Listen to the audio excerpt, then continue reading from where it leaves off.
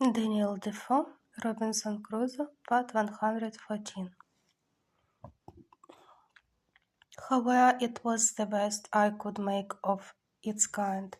All this I removed that there might not be the least shadow of a discovery, or appearance of any boat, or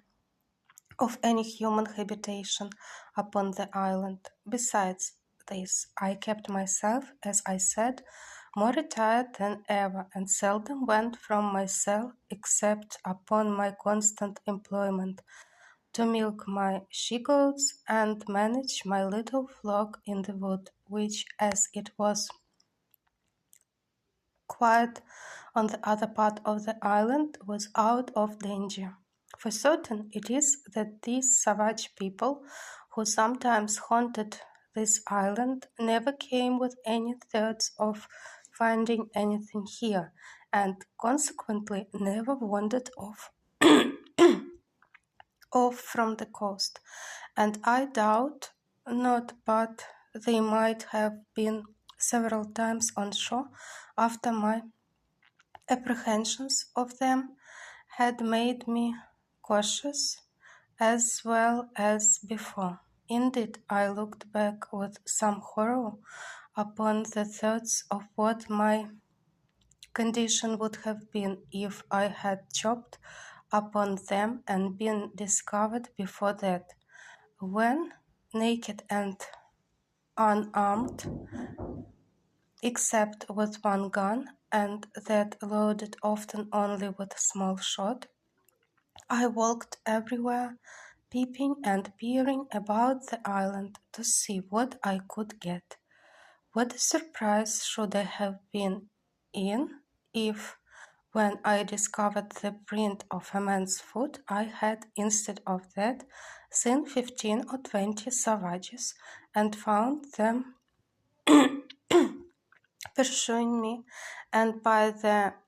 swiftness of their running, no possibility of my escaping them.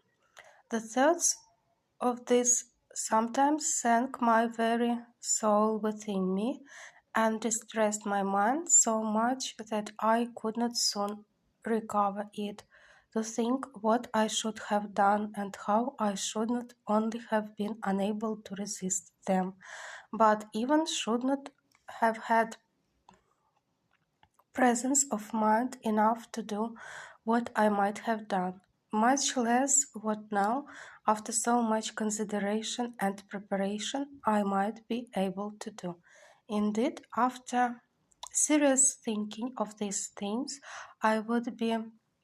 melancholy, and sometimes it would last a great while. But I resolved it all at last into thankfulness to that Providence which had delivered me from so many unseen dangers, and had kept me from those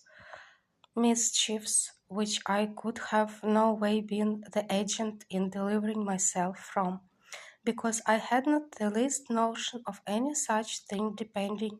or the least supposition of its being possible. This renewed a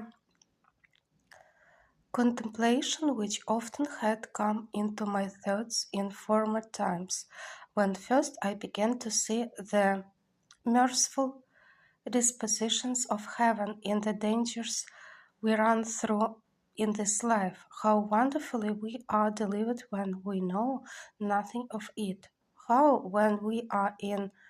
quandary, as we call it, a doubt of hesitation, whether to go this way or that way, a secret hint shall direct us this way when we intended to go that way. Nay, when sense, our own inclination, and perhaps business has called us to go the other way, yet a strange impression upon the mind from we know not what springs, and by we know not what power shall overlure us to go this way, and it shall afterwards appear that had we gone that way which we should have gone, and even to our imagination ought to have gone, we should have been ruined and lost. Upon these and many like reflections, I afterwards made it a certain rule with me